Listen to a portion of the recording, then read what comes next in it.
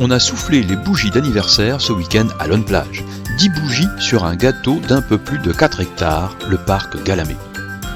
Il y a 10 ans, Éric Rommel, le maire de Lonne-Plage, inaugurait le parc Galamé. Son idée est de faire de cet endroit un lieu de détente où l'on oublie les usines. Ça nous a permis de lancer le parc Galamé en 2009 avec juste un étang de pêche, un musée des jeux traditionnels et des jardins pédagogiques.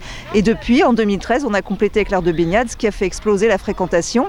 Et depuis lors, on avait complété avec bien d'autres activités comme les balades poney, l'acrobranche, le mini-golf, le laserwood, c'est-à-dire du laser game en plein air et d'autres. La Maison de la Nature et de l'Environnement, inaugurée en 2016, apportera la dimension pédagogique en développant des animations et des actions de sensibilisation sur la biodiversité, notamment auprès des plus jeunes. Le parc enregistre jusqu'à 70 000 visiteurs par an. Samedi, le parc était donc grand ouvert pour toutes les aventures, toutes les expériences qui étaient proposées, et même plus que d'habitude.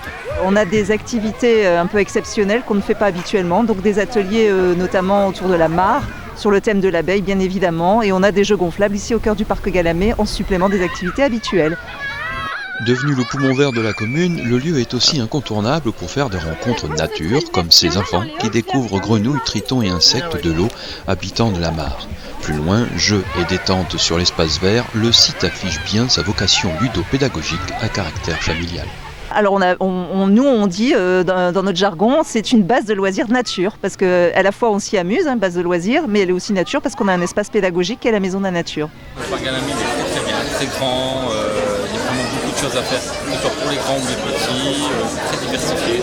Cet anniversaire est aussi l'occasion de dévoiler la nouvelle identité graphique qui doit apporter une nouvelle dynamique au parc et une reconnaissance visuelle, notamment avec la naissance d'une mascotte. On a une mascotte qu'on a baptisée Bio, donc Bee voulant dire abeille en anglais.